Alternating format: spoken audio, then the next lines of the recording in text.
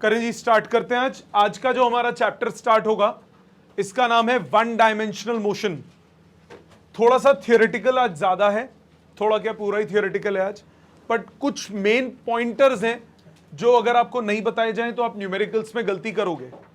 So main points पे ध्यान दीजिएगा और अगर कोई भी डाउट हो तो उसी वक्त बोलिएगा।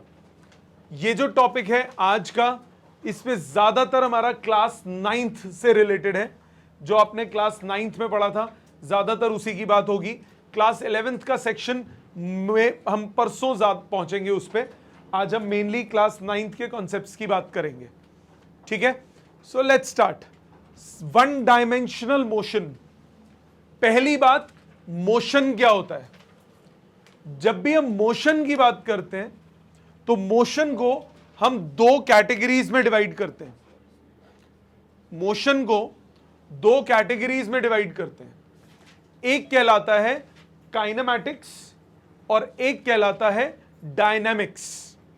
आई will give you time to copy, लिखा हुआ है इंग्लिश में पर समझने पे फोकस करो। सबसे पहले काइनेमैटिक्स और डायनामिक्स दोनों ही फिजिक्स के पार्ट हैं।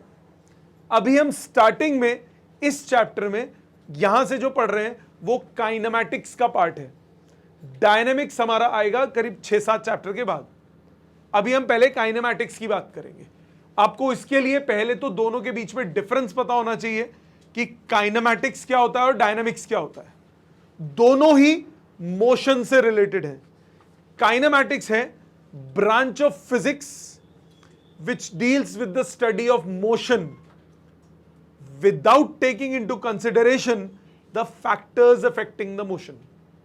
दोबारा मैंने बोला, branch of physics which deals with the study of motion without taking into consideration the factors affecting the motion। factors affecting the motion का मतलब क्या हुआ?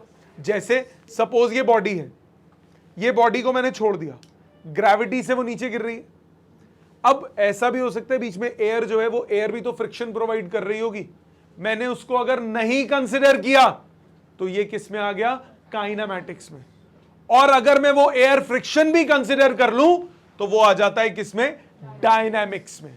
सो दोनों में फर्क क्या है? काइनेमैटिक्स क्या है? काइनेमैटिक्स है branch of physics which deals with the study of motion without taking into consideration the factors affecting the motion। If we consider the factors affecting the motion, then that branch of physics is called dynamics। दोनों में फर्क समझ में आ गया? ये बात सबको clear है, इसमें तो कोई शक नहीं। ये हो गया पहला पॉइंट। दूसरा पॉइंट, क्लास 9th में आपने ये टॉपिक पढ़ा हुआ है, हम एक बार रिव्यू कर रहे हैं, दोबारा समझेंगे। पोजिशन, रेस्ट और मोशन, ये तीन टर्म्स। पोजिशन, रेस्ट और मोशन। पोजिशन का मतलब क्या होता है? पोजिशन का मतलब होता है कि with respect to an observer what is the location of any other object. जैसे मैंने बोला ये पाजी मेरे राइट साइड पे बैठे हैं, आपने बोला नहीं राइट साइड पे नहीं है, लेफ्ट साइड पे है, but that is with respect to this girl. With respect to me he is on the right hand side, with respect to this girl he is on the left hand side, with respect to me he is on 1 meter's distance, with respect to her he is at 2 meters distance। So that depends on the observer। I cannot say that the position of Paji is 2 meters। और भाई किससे 2 metre? Observer भी तो बताना पड़ेगा, reference भी तो बताना पड़ेगा, कोई एक पर्टिकुलर वो भी तो लेना पड़ेगा रेफरेंस पॉइंट। तो किस रेफरेंस पॉइंट से वो आपको बताना पड़ता है। ये बात समझ में आ गई? सो पोजिशन जो है that is a relative term. इसको हम क्या नाम देते हैं? रिलेटिव। रिलेटिव का मतलब it depends on the observer who is observing the position, उस पे डिपेंड करता है। मैंने बोला कि आप मेरे सामने बैठे हो बट आप दूसरे बच्चे के राइट साइड पे हो, तीसरे बच्चे के लेफ्ट साइड पे हो। Depends on observer who is observing the motion. ये बात समझ में आ गई? सो पोजीशन जो है it is a relative term. दूसरी टर्म पे आते हैं, rest and motion. Right now am I at rest? No. क्यों? रेस्ट ऐसे डिफाइंड ही नहीं होता। रेस्ट होता है, रेस्ट या मोशन ये दोनों रिलेटिव टर्म्स हैं, ये डिपेंड करेगा ऑब्जर्वर पे। अगर आप मेरे को ऑब्जर्व कर रहे हो तो yes I am at rest, but with respect to an astronaut who is at the moon, I am in motion, earth rotate कर रही है। So depends on observer. So rest और मोशन ये दोनों क्या हैं? ये दोनों है relative terms. Rest, motion, position. Rest क्या होता है? Body is said to be at rest if its position is not changing with respect to surroundings. Surroundings के रिस्पेक्ट में अगर बॉडी की पोजीशन चेंज नहीं हो रही तो बॉडी किस में कहलाएगी? रेस्ट में। Body is said to be in motion if its position is changing with respect to its surroundings. आप कार चला रहे हो, आप कार चला रहे हो, साथ में आपकी धर्मपत्नी बैठी है, आपकी तो नहीं होगी, आपकी गर्लफ्रेंड बैठी है, बॉयफ्रेंड बैठा है, आप गाड़ी चला रहे हो। So with respect to you that second person is at rest. With respect to him or her, you are at rest. But with respect to a person who is outside the car, standing on the road, you are in motion. So at the same point, a body may possess rest or as well as motion, depends on who is observing the body. So तीनों terms जो मैंने नाम ली, कौन सी? Position, rest और motion, ये तीनों कौन है? Relative. एब्सोल्यूट का मतलब क्या होता है? जो डिपेंड ना करे कि हु इज ऑब्जर्विंग। जैसे मैंने बोला ये दो पेन है मेरी पॉकेट में, ये भाई देखेगा तब भी दो होंगे, ये दीदी देखेंगी तब भी दो होंगे, ये दीदी देखेंगी तब भी दो होंगे, मून से एस्ट्रोनॉट को मैं दिखाऊंगा ये ले तब भी दो होंगे, तीन तो नहीं बन जाएंगे। ये क्या हो गया? एब्सोल्यूट, जो इस पे डिपेंड नहीं करता कि ऑब्जर्वर कौन है। रिलेटिव किस पे डिपेंड करता है? रिलेटिव किस पे डिपेंड करता है कि ऑब्जर्वर कौन है। ये मतलब समझ में आ गया? So rest, position of rest वो किसके रिस्पेक्ट में डिफाइन होती है? सराउंडिंग्स के रिस्पेक्ट में। पोजीशन ऑफ मोशन वो किसके रिस्पेक्ट में डिफाइंड होती है? सराउंडिंग्स के रिस्पेक्ट में। बॉडी एट रेस्ट कब होगी? जब वो सराउंडिंग्स के रिस्पेक्ट में मूव नहीं कर रही। बॉडी इन मोशन कब होगी? जब वो सराउंडिंग्स के रिस्पेक्ट में मूव कर रही होगी। और पोजीशन भी क्या होगी? रिलेटिव। ये सारी बात समझ में आती है? यही सारी कहानी सामने लिखी है। सामने ध्यान दीजिए, पहला पॉइंट काइनेमैटिक्स। मैंने बोला it is a branch of physics which deals with the study of motion without taking into consideration the factors affecting the motion. कौन सा फैक्टर मोशन को इफेक्ट कर रहा है, अगर आप उसे कंसिडर नहीं करते तो वो क्या कहलाता है? काइनेमैटिक्स। डायनेमिक्स क्या होता है? जब आप factors affecting the motion consider करो। पोजीशन जो है रिलेटिव टर्म है, it depends on the observer. जैसे ए बी सी है तो B is on right hand side of A but B is on left hand side of C. So right पे भी है वो, लेफ्ट पे भी है, डिपेंडिंग की कौन ऑब्जर्व कर रहा है। इसी तरह रेस्ट एंड मोशन ये दोनों भी कौन है? Relative terms. रिलेटिव मतलब कौन ऑब्जर्व कर रहा है उस पर डिपेंड करता है। तो body is said to be at rest if its position does not change with respect to its surroundings, and a body is said to be in motion if its position changes with respect to surroundings. जैसे simple गाड़ी का example, train का example. Train में देखो कोई भी person जो train में, आप ट्रेन में जा रहे हो, आपके साथ के फेलो पैसेंजर्स किस में होंगे? रेस्ट पे होंगे with respect to you, but with respect to a person who is outside the train you all are in motion. ये समझ में आती है बात? पक्का ऑनलाइन सबको ये क्लियर है बेटा? इसमें कोई दिक्कत नहीं है? पक्का ये सबको क्लियर है? नेक्स्ट पॉइंट, इनमें ना हम लिखने पे टाइम वेस्ट नहीं करेंगे क्योंकि थियोरेटिकल सेक्शन है सारा। मैं एक्सप्लेनेशन और एग्जाम्पल्स ज्यादा दूंगा और आप आराम से घर पे बैठ के इसको नोट्स बना लेना। लिखने पे हम टाइम वेस्ट नहीं करेंगे, समझाने पे फोकस रहेगा मेरा। यहां तक सबको एक एक अक्षर समझ में आ गया? पक्का? अभी मैं टाइम एक आध चीज और करा दूं, फिर उसके बाद बैक कर दूंगा, आपको 2 मिनट का टाइम दूंगा, आराम से दोबारा पढ़ना। कोई चीज नहीं समझ में आए मुझसे पूछ लेना। दूसरा कॉन्सेप्ट है concept of a point mass. Concept of point mass क्या होता है? मैं अपनी बात करता हूं। इस रूम के रिस्पेक्ट में मेरा एक एप्रिशिएबल साइज है। एक मच्छर इस रूम में है, उसका साइज लगभग नेग्लिजिबल है ना रूम के रिस्पेक्ट में, इजंट इट? सो मच्छर को मैं क्या कंसिडर कर सकता हूं? एक पॉइंट मास। अपने आप को नहीं कंसिडर कर सकता। अपने आप को कब कंसिडर कर सकता हूं? अगर फील्ड ऑफ व्यू बड़ा हो जाए, मतलब पूरे दिल्ली के रिस्पेक्ट में मैं एक पॉइंट मास हूं। गूगल मैप्स पे आप अपने आप को देखते हो तो आप एक पॉइंट दिखते हो ना। एरोप्लेन कितना बड़ा होता है ना, कितने सारे लोग उसमें होते हैं, रडार स्क्रीन पे वो एक पॉइंट दिखता है। ये होता है कॉन्सेप्ट ऑफ पॉइंट मास। मतलब मैं अगर अपने मोशन को देखता हूं, मैं इस पॉइंट से शुरू हुआ, मैं मूव हुआ 1 मीटर 2 मीटर 3 मीटर 4 मीटर, मैं ये थोड़ी ना बोलूंगा मेरी लेफ्ट वाली टांग ने 4 मीटर ट्रैवल किया, मेरी राइट वाली टांग ने 3.25 मीटर ट्रैवल किया, मेरी तोंद इतने आगे गई, मेरा हाथ इतना आगे गया, मेरा बूथा इतना आगे गया। ऐसे थोड़ी ना बोलोगे, आप बोलोगे I travelled 4 metres. It means what I am considering myself to be a point object. So everybody, anybody can be considered as a point object if its size is negligible as compared to the field of view. If field of view is large, you can take anybody to be a point object. ठीक है? अब अगर आप किसी body को point object मान लेते हो, तो कोई भी फोर्स उस बॉडी पे लगेगी, आप उस फोर्स को कहां मानोगे कि वो उस पॉइंट पे लग रही है। किसी भी बॉडी को अगर आप पॉइंट ऑब्जेक्ट ट्रीट कर रहे हो, तो any force acting on the body will be considered to be acting on that point. जैसे ये सामने देखो, पहले स्टेटमेंट क्या मैंने बोला, when size of object is much smaller as compared to the field of view, then we can treat that object as a point object. ये point सबको क्लियर है? पक्का। दूसरा, if a body is taken as point object, then any force acting on the body is considered to be acting on that object at that point. मतलब जैसे एक simple example, ये ground है, ground पे आपने एक ब्लॉक को रख दिया, ये इसका मिडल पॉइंट, इसको हम नाम दे देते हैं, ये कहलाता है सेंटर ऑफ मास। ये कहलाता है सेंटर ऑफ मास। सो मैंने इस पॉइंट ऑब्जेक्ट अगर मैं कंसिडर कर रहा हूं, तो मैं क्या बोल सकता हूं, द पॉइंट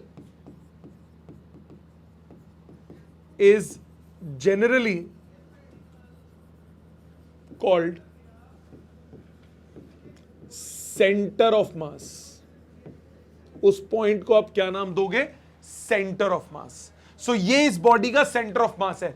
जितनी भी फोर्सेस इस बॉडी पे लग रही हैं, हम कंसिडर करेंगे कि सेंटर ऑफ मास पे लग रही है। कौन कौन सी फोर्सेस लगती हैं बॉडी पे? एक लगता है बॉडी का वेट। मैं अगर यहां खड़ा हूं, तो मेरा वेट कहां एक्ट करेगा? नीचे की तरफ ना। ग्रेविटी मुझे नीचे खींच रही है। वेट होता क्या है? What is the difference between mass and weight? Mass is the quantity of matter contained in the body and weight is the force with which the body is attracted towards the centre of earth. तो weight क्या होता है? वो wait हमेशा gravity नीचे की तरफ लगाती है, तो डाउनवर्ड क्या लगेगा? वेट। और वेट आप कहां मेजर करोगे, कहां शो करोगे कि मिडल में लग रहा है? बॉडी पे एक और चीज लगेगी जिसको हम बोलते हैं नॉर्मल रिएक्शन। सुना हुआ है ना नाम? अरे 9th नहीं पास हुई? It's okay. नॉर्मल रिएक्शन क्या होता है समझो। मैं इस वक्त इस सरफेस पे खड़ा हूं, मेरा वेट नीचे एक्ट कर रहा है। अगर मेरा वेट नीचे एक्ट कर रहा है, तो मुझे नीचे गिर जाना चाहिए। मतलब मेरे वेट को कोई ना कोई सपोर्ट दे रहा होगा। वो सपोर्ट कौन देता है? Normal reaction. मैं आगे चलता हूं, नहीं जा पाया, नीचे गिरा। क्यों नीचे गिरा? क्योंकि हवा में कोई मुझे नॉर्मल रिएक्शन नहीं दे रहा। मेरा वेट एक्ट कर रहा है नीचे, मेरा वेट एक्ट कर रहा था डाउनवर्ड। ऊपर कोई नहीं था बैलेंस करने के लिए, ऊपर कोई नहीं था बैलेंस करने के लिए। मैं यहां खड़ा हूं, मेरा वेट नीचे एक्ट कर रहा है, मुझे बैलेंस कर रहा है कोई। कौन बैलेंस कर रहा है? इस जमीन जो मुझे सरफेस जो मेरे को सपोर्ट प्रोवाइड कर रही है। वो सपोर्ट क्या है? Normal reaction. सपोज इसकी जगह, ये तो सॉलिड सरफेस है, इस सॉलिड सरफेस की जगह एक चादर होती पतली सी, मेरा वजन ना सह पाती भाई हो, मैं उस चादर पे चलने की कोशिश करता, फट जाती, मैं नीचे गिर जाता। मतलब वो इतना नॉर्मल रिएक्शन मुझे प्रोवाइड नहीं करती। नॉर्मल रिएक्शन हर सरफेस पे होता है। आपने पढ़ा होगा every action is equal and opposite reaction. ये दीवार है, एक फोर्स मैंने ली, इस दीवार पे फोर्स लगाता हूं, अगर ये दीवार आगे नहीं जा रही, इसका मतलब जितनी मैंने फोर्स लगाई उतना इस दीवार ने मेरे को क्या किया? अपोज किया। तो वो फोर्स क्या हो गई? Normal reaction. जितनी मैंने फोर्स लगाई, इसने जो अपोज किया वो क्या है? Normal reaction. और एग्जांपल, ये एक्शन रिएक्शन का ही एग्जांपल, मैंने बोला एक रस्सी को बांध दिया और मैं लटक गया। जब रस्सी को बांध के लटक गया तो वेट नीचे लग रहा है, रस्सी ने क्या किया हुआ है? मेरे को पकड़ा हुआ है। वो नॉर्मल रिएक्शन नहीं है, उसको बोलते हैं टेंशन इन स्ट्रिंग। पर मैं सिर्फ आपको बैलेंसिंग की बात कर रहा हूं कि अगर वेट नीचे एक्ट कर रहा है तो कोई ना कोई फोर्स ऐसी जरूर होगी जो उसको बैलेंस करेगी, अगर बॉडी ने रुकना है तो। अदरवाइज हम हवा में भी चल सकते थे। हवा में क्यों नहीं चल सकते? क्योंकि वेट तो नीचे एक्ट कर रहा है, बट हवा मुझे कुछ नॉर्मल रिएक्शन प्रोवाइड ही नहीं कर रही। बात समझ में आई? सो ये क्या होता है? Concept of point mass. तो मैंने क्या बोला? पॉइंट मास क्या होता है? किसी भी बॉडी को आप पॉइंट मास की तरह ट्रीट कर सकते हो if size of the body is negligible as compared to field of view. Any force acting on the body is then considered to be acting on centre of mass, या फिर वो point mass. तो wait हो गया, normal reaction हो गया, ये सब कहां एक्ट करेंगे? इस पॉइंट पे। यहां तक समझ में आता है? पक्का? ऑनलाइन सबको यहां तक क्लियर? ये अभी आ रहा हूं, उस पे अभी आता हूं। ये क्लियर है? पहले मैं पिछला पेज कर रहा हूं, यहां तक, इस पॉइंट तक 5 मिनट आपके पास। एक बार प्लीज एक एक वर्ड रीड कीजिए, कोई दिक्कत हो तो पूछिए। लिखने का काम घर पे होगा। We are not wasting time in mugging up things और राइटिंग थिंग्स। लिखने का काम घर पे आराम से लिखते वक्त उससे रिवाइज भी हो जाएगा, क्योंकि थ्योरेटिकल सेक्शन है, उससे रिवाइज भी हो जाएगा और लर्न भी हो जाएगा। प्लीज इतना पढ़ लीजिए एक बार, कोई डाउट हो तो बोलिए। आगे चलते हैं। नेक्स्ट है types of motion. 1 dimension, 2 dimension, 3 dimension, इनका मतलब क्या है उसकी बात करते हैं। सपोज कीजिए अब आपने क्लास 9th 10th तो पढ़ी होगी, 9th का छोड़ देते हैं, 10th तो पढ़ी होगी। उसमें पढ़ा है एक्स एक्सिस, वाई एक्सिस। अब एक तीसरी एक्सिस और आ जाती है, उसको बोलते हैं जेड एक्सिस। उसको क्या बोलते हैं? Z axis. इस रूम को देखिए, आप जिस ऑनलाइन जो बच्चे हैं वो जिस रूम में, उस रूम को देखो, कोई भी रूम का कॉर्नर पकड़ लो, वो कॉर्नर, वो कॉर्नर, ये कॉर्नर, ये कॉर्नर, नीचे वाला कॉर्नर, कोई भी कॉर्नर देखो, उस पे आपको 3 म्यूचुअली परपेंडिकुलर लाइंस निकलती हुई नजर आएंगी। एक इधर जा रही है, एक इधर आ रही है, एक नीचे जा रही है। या इधर से देखो, एक इधर, एक इधर, एक नीचे। इधर देखो तो एक इधर, एक इधर, एक ऊपर। 3 म्यूचुअली परपेंडिकुलर लाइंस है। एक है एक्स एक्सिस, दूसरी है वाई एक्सिस, तीसरी है जेड एक्सिस। एक है एक्स, दूसरी वाई, तीसरी जेड। कौन सी एक्स, कौन सी वाई, कौन सी जेड? कोई भी 3। कोई भी एक एक्स, कोई भी दूसरी वाई, कोई भी तीसरी जेड। ऐसे ही कोई भी नहीं, एक कंडीशन भी होती है, वो मैं वेक्टर्स में समझाऊंगा कि आप किस हिसाब से लेते हो एक्स वाई जेड। बट अभी फॉर द टाइम बीइंग मैं बता देता हूं, राइट हैंड पकड़ो। राइट हैंड में एक्स से वाई की तरफ अगर आप उंगलियों को घुमाओगे तो ये जेड होनी चाहिए। मतलब अगर मैं इसको एक्स ले रहा हूं, इसको वाई ले रहा हूं, इसको एक्स, इसको वाई, तो एक्स से वाई की तरफ उंगलियों को घुमाओ तो ये जेड होनी चाहिए ऊपर। आप ऐसा भी कर सकते हो, इसको एक्स ले लो, इसको एक्स ले लो, इसको वाई ले लो। अगर आप इधर से इधर घुमाओगे तो ये जेड हो गई। सो ऐसे म्यूचुअली, तीनों म्यूचुअली परपेंडिकुलर होंगे, किसी को भी एक्स वाई जेड ले सकते हो। बस ध्यान क्या रखना है, एक्स से वाई की तरफ अगर उंगलियां घूमे तो ये जेड होनी चाहिए। अभी इसकी जरूरत नहीं पड़ेगी, आगे पड़ेगी, मैं समझा दूंगा जब जरूरत पड़ेगी कि क्यों हुआ ऐसा, ऐसा क्यों, वो सब बाद में बताऊंगा। अभी ये बात याद रखो, 3 एक्सिस होती हैं म्यूचुअली परपेंडिकुलर। एक है एक्स, दूसरी वाई और तीसरी जेड एक्सिस। अब सपोज करो, मैं एग्जांपल लेता हूं। मैंने बोला this is X axis, this is Y axis and this is Z axis. ये एक्स, ये वाई और तीसरी जेड।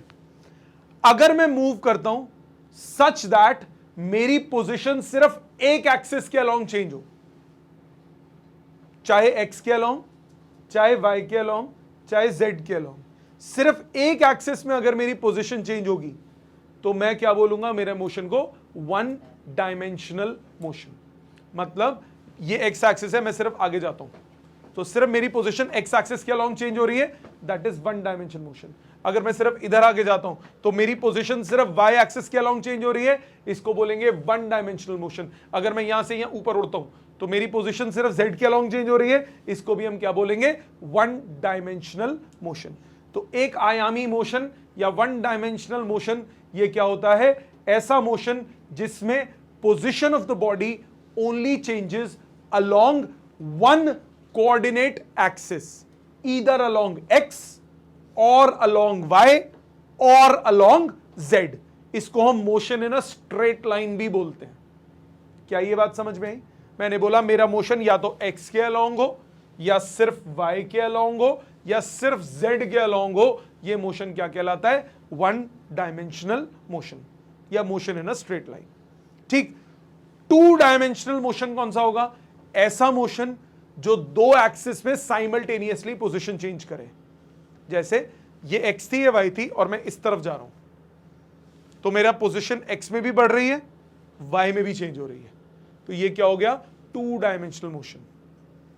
जैसे इस रूम की बात करते हैं, ये x एक्सिस इस रूम की, ये y एक्सिस, ये z एक्सिस, तो जो जमीन हो गई, अगर मैं इसमें रेंगता हुआ जा रहा हूं तो ये मेरा मोशन क्या हो गया? To dimensional motion.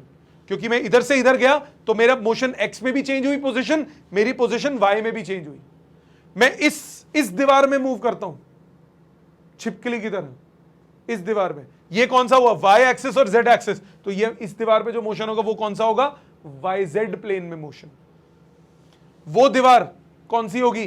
xz plane. ये प्लेन्स क्या होती हैं जरा ध्यान दीजिए, ध्यान दीजिएगा। आई विल गिव यू टाइम बाद में इसको लिखने का घर पे, अभी समझने पे फोकस करो।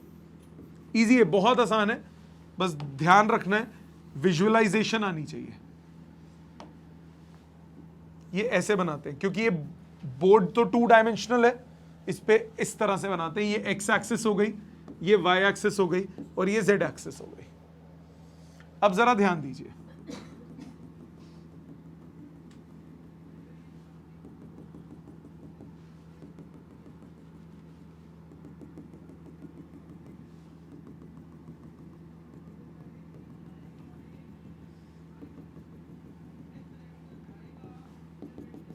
बन गया थ्री डायमेंशंस। ठीक, अब ये ध्यान दो, ये जो पीछे वाली दीवार है, दिस वॉल, ये पीछे वाली वॉल कौन सी होगी? ये कहलाएगी एक्स वाई प्लेन, क्योंकि ये एक्स और वाई एक्सिस में है ना, ये कहलाएगी एक्स वाई प्लेन। जो ग्राउंड पे दीवार बनी, ये वाली वॉल, ये वाली चीज, ये होगी एक्स जेड प्लेन।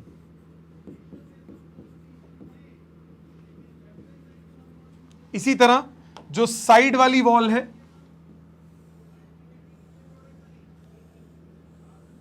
ये क्या हो जाएगी? Y Z plane. क्या ये समझ में आती है? सो तीन प्लेन्स होती हैं, एक एक्स और वाई को कंबाइन जो करे एक्सिस, उसकी प्लेन वो कौन सी होती है? X Y plane. जो दूसरी प्लेन एक्स और जेड के साथ हो, ये क्या होगी? X Z plane. और जो प्लेन वाई और जेड के साथ हो, ये क्या होगी? Y Z plane. क्या ये समझ में आता है? विजुअलाइज हो पा रहा है? सो ऐसा मोशन जो इस प्लेन में हो, वो क्या होगा? To dimensional motion. या तो वो एक्स वाई प्लेन में हो, या वो वाई जेड प्लेन में हो, या वो एक्स जेड प्लेन में हो, वो क्या कहलाएगा? To dimensional motion. So one dimensional motion का मतलब क्या होता है? If position of body only changes along one axis at a time. One axis कौन सी? एक्स, वाई या फिर जेड। टू डायमेंशनल कौन सा होगा? If position of the body changes along two axis simultaneously, X and Y, Y and Z या X and Z, उसको क्या नाम देंगे? Two dimensional motion. दूसरा नाम motion in a plane. Plane, ये plane, X Y plane, X Z plane, Y Z plane. Visualise होता है सबको? तीसरा होता है थ्री डायमेंशनल मोशन, त्रिआयामी। थ्री डायमेंशनल क्या होता है? ऐसा मोशन जिसमें बॉडी की पोजीशन तीनों एक्सिस पे साइमल्टेनियसली चेंज हो। एक मच्छर उड़ के जा रहा है, तो वो एक्स में भी अपनी पोजीशन चेंज कर रहा है, वाई में भी चेंज कर रहा है और जेड में भी चेंज कर रहा है। तो ये क्या हो गया? थ्री डायमेंशनल मोशन, त्रिआयामी मोशन। थ्री डायमेंशनल मोशन ऐसा मोशन जिसमें position of the body changes in all the three axis simultaneously, उसको क्या बोलते हैं? 3D या थ्री डायमेंशनल मोशन। समझ में आई बात? ऑनलाइन क्लियर है सबको ये बात? उसको बोलेंगे motion in a space. So जो वन डायमेंशनल मोशन होगा, वन डायमेंशनल मोशन को बोलते हैं motion in a straight line,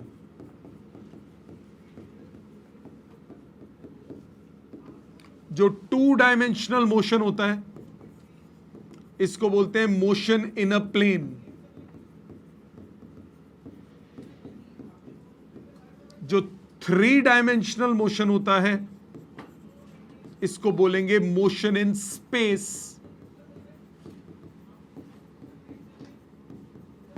क्या ये बात समझ में आई? पक्का? सो 1 डायमेंशन का क्या मतलब, बोलो साथ साथ। 1 डायमेंशन का क्या मतलब? अगर बॉडी की पोजीशन चेंज हो एक एक्सिस में, अब जरूरी नहीं है वो एक्स वाई में भी हो सकती है, जेड में भी, पर किसी एक में होगी एक बारी में चेंज। 2 डायमेंशनल जब बॉडी की पोजीशन चेंज हो 2 एक्सिस में साइमल्टेनियसली, उसको बोलेंगे 2 डायमेंशनल या मोशन इन अ प्लेन। और 3 डायमेंशन कौन सा? जब बॉडी की पोजीशन चेंज हो तीनों एक्सिस में साइमल्टेनियसली। समझ में आ गया अच्छे से?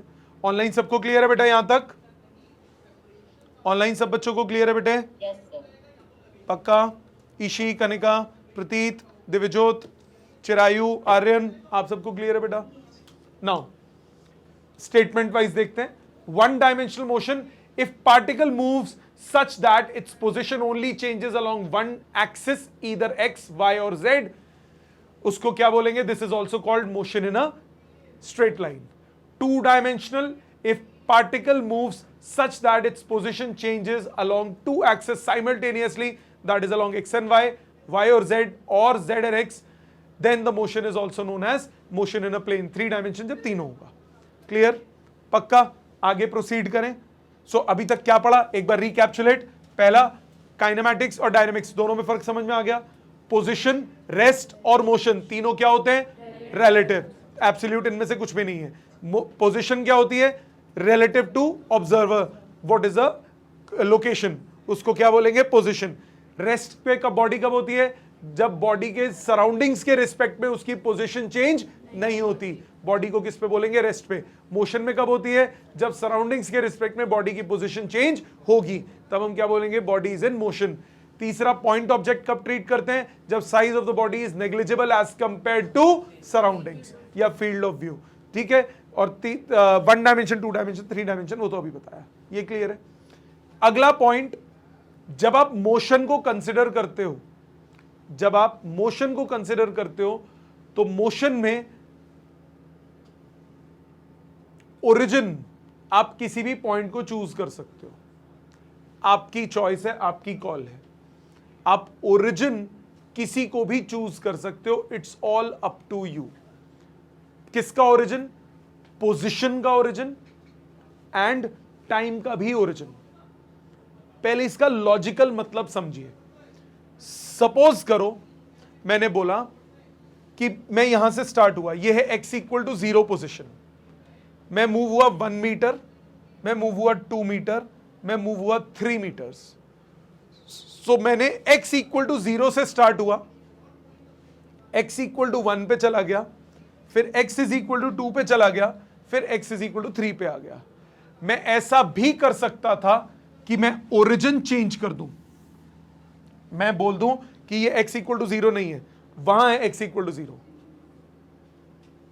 तो मैं स्टार्ट कहां से हुआ? x इक्वल टू -1 से, फिर मैं आया x इक्वल टू 0 पे, फिर मैं आया x इक्वल टू 2 पे, फिर मैं 1 पे, फिर मैं आया x इक्वल टू 2 पे।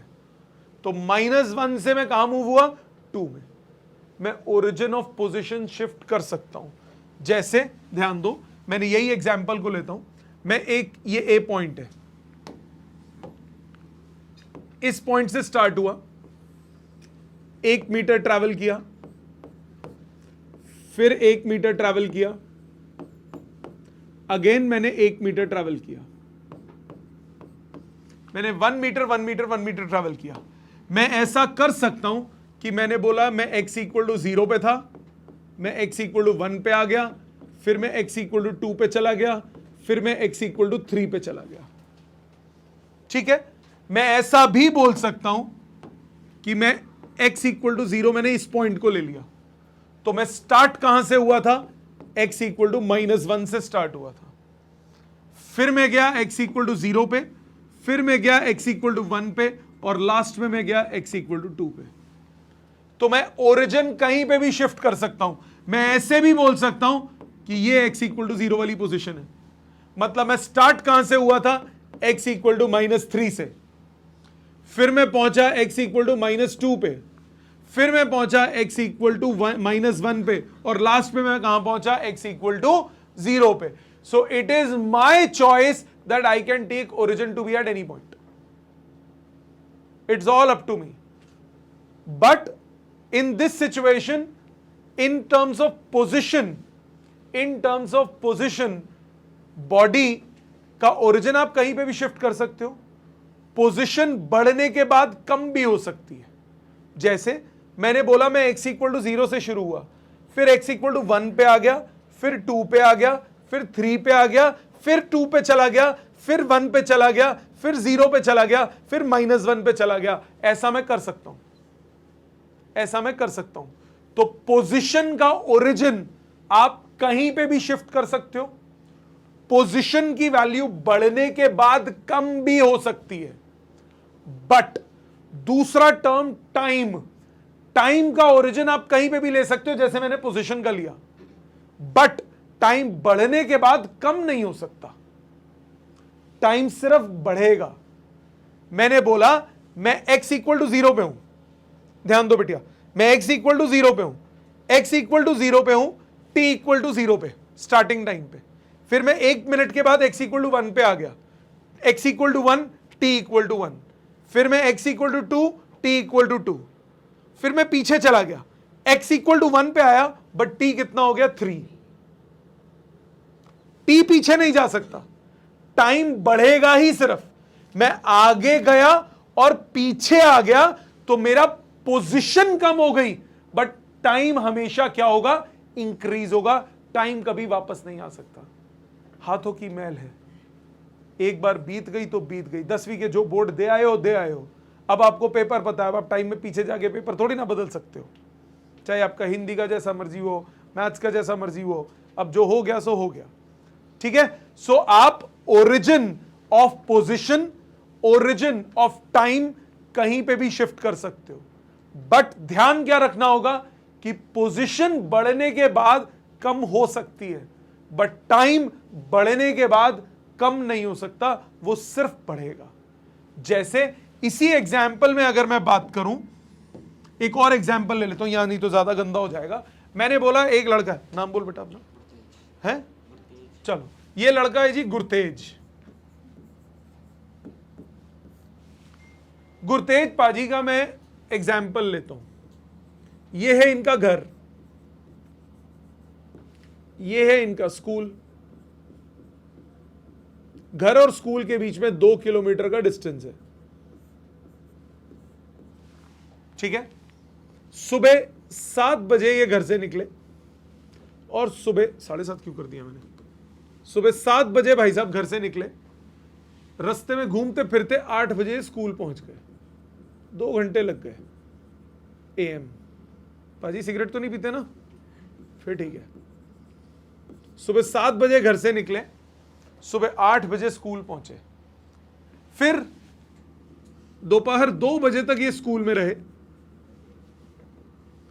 फिर उसके बाद वापस 3 बजे ये घर आ गए. वापस वो 2 किलोमीटर ट्रैवल करके. ये इनकी दिनचर्या है, ये इनका टाइम टेबल है. अब सपोज करो मैं एक केस लेता हूं. मैंने बोला कि ये स्टार्टिंग टाइम और स्टार्टिंग पोजीशन को मैंने ओरिजिन ले लिया. मतलब मैंने ले लिया घर को x इक्वल टू 0 और 7 AM को ले लिया t इक्वल टू 0. तो इसकी सिचुएशन क्या बनी, at 7 AM at t equal to 0, ये कहां पे है, x इक्वल टू 0 पे.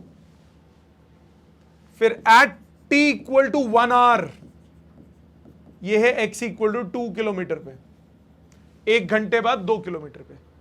एट t इक्वल्स टू 7 से 2, 8, 9, 10, 11, 12, 1, 2, 7 hours, ये अभी भी x इक्वल टू 2 में ही है.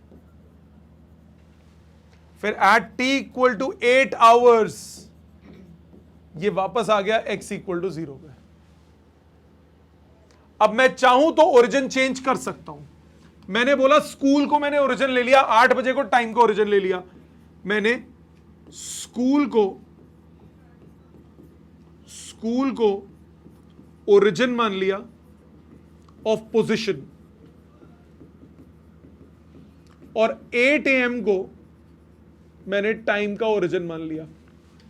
तो 7 बजे at t equal to -1 hour, ये है x इक्वल टू -2 किलोमीटर पे। At t equals to 0 hours, ये x इक्वल टू 0 पे आ गया। At t equals to 6 hours, अब 8 बजे ओरिजिन है ना, 8 से 2 कितने होते हैं, 6 घंटे, 6 आवर्स, ये अभी भी x इक्वल टू 0 में ही है। और at t equal to 7 hours, ये x इक्वल टू -2 किलोमीटर पे वापस चला गया। कहने का मतलब कि आप ओरिजिन कहीं भी शिफ्ट कर सकते हो, चाहे वो पोजीशन का ओरिजिन हो, चाहे वो टाइम का ओरिजिन हो। बस ध्यान क्या रखना है कि पोजीशन बढ़ने के बाद कम हो सकती है, टाइम बढ़ने के बाद कम नहीं हो सकता। दोनों चीजें नेगेटिव हो सकती हैं, डिपेंड्स कि आपने ओरिजिन कहां लिया। आप सुबह उठे 6 बजे, मैंने सुबह 5 बजे को ओरिजिन मान लिया, तो आप 6 बजे उठे तो t इक्वल टू 1 आवर पे आप उठे। मैंने सुबह 8 बजे को ओरिजिन माना, आप 6 बजे उठे तो आप कितने बजे उठे, t इक्वल टू -2 आवर्स पे। तो टाइम नेगेटिव हो सकता है, इसका यह मतलब नहीं है कि बढ़ने के बाद कम हो जाएगा। मतलब अगर मैं पोजीशन और टाइम का ग्राफ बनाऊं, पोजीशन और टाइम का ग्राफ बनाऊं, तो ऐसा हो सकता है कि ग्राफ इस तरह का बने। ज्यादा गलत हो गया, थोड़ा 1 सेकेंड।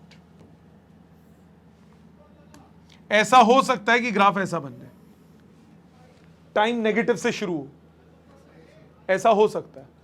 ओरिजिन से पहले जैसे ये टाइम नेगेटिव से शुरू हुआ था ना, आपने ओरिजिन आगे शिफ्ट कर दिया। बट क्या नहीं हो सकता, ऐसा केस नहीं हो सकता कि आप पोजीशन टाइम ग्राफ बनाओ,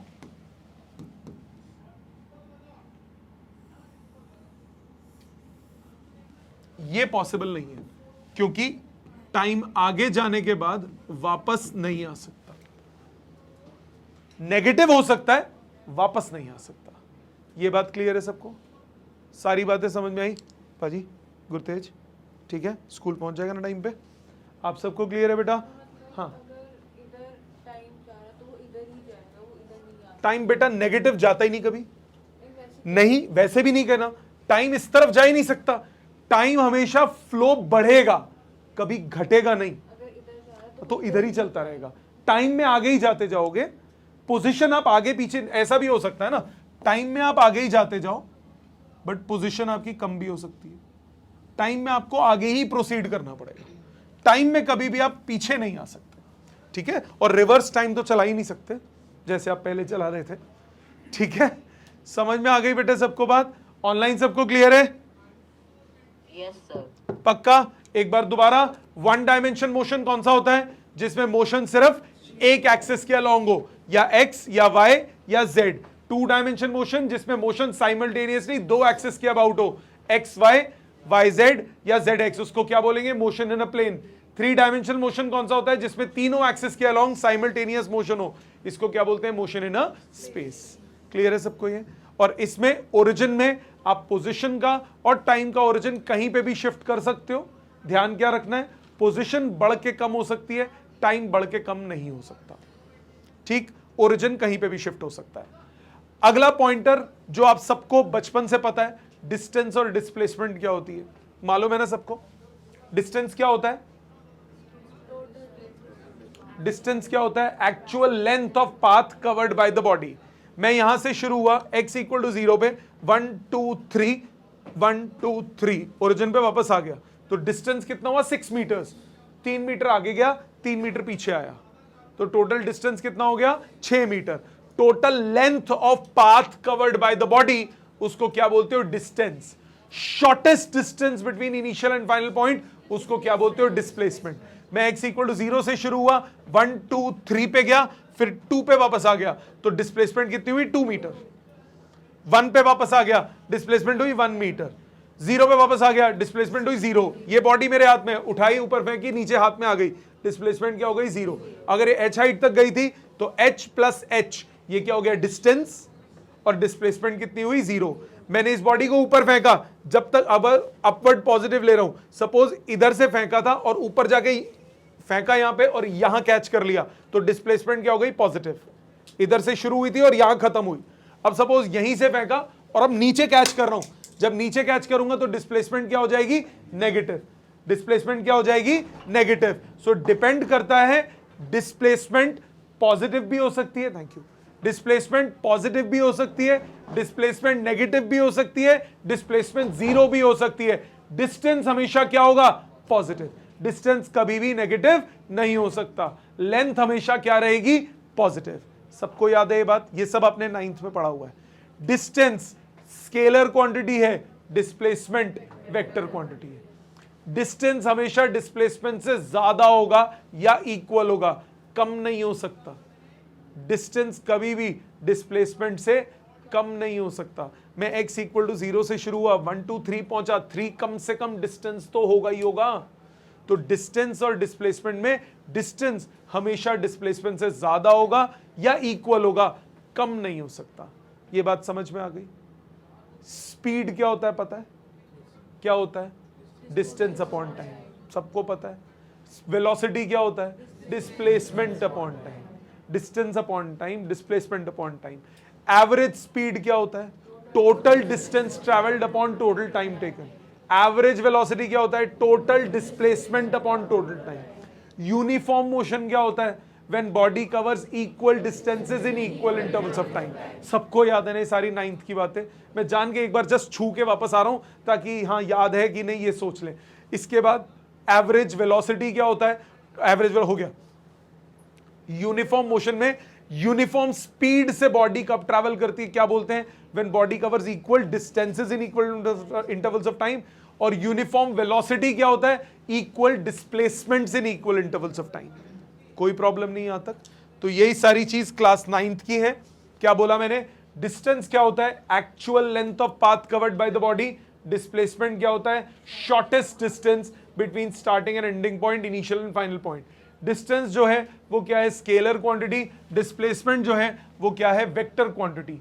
डिस्टेंस हमेशा क्या होगा पॉजिटिव, डिस्प्लेसमेंट पॉजिटिव, नेगेटिव, 0 कुछ भी हो सकता है। दोनों के SI यूनिट मीटर होंगे। Distance covered by the body is always greater than और इक्वल टू डिस्प्लेसमेंट। मतलब जो डिस्प्लेसमेंट है वो कभी बड़ी नहीं हो सकती, मतलब जो डिस्टेंस होगा वो हमेशा ग्रेटर होगा या इक्वल होगा डिस्प्लेसमेंट के। क्या ये समझ में आता है सबको? नो प्रॉब्लम इस पूरे कंसेप्ट में, ये सबको याद है अच्छे से, ऑनलाइन सबको ये याद है बेटा। नेक्स्ट स्पीड और वेलोसिटी में, स्पीड क्या होता है स्केलर, वेलोसिटी क्या होता है वेक्टर। स्पीड क्योंकि डिस्टेंस अपॉन टाइम है तो वो क्या हो जाएगा पॉजिटिव, क्योंकि डिस्टेंस हमेशा क्या होता है पॉजिटिव। वेलोसिटी क्या होता है पॉजिटिव, नेगेटिव, 0 कुछ भी हो सकता है। स्पीड और वेलोसिटी दोनों किस में मेजर होंगी मीटर्स पर सेकंड में। Body is said to be moving with uniform speed if it covers equal distances in equal intervals of time. Body is said to be moving with uniform velocity if it covers equal displacements in equal intervals of time.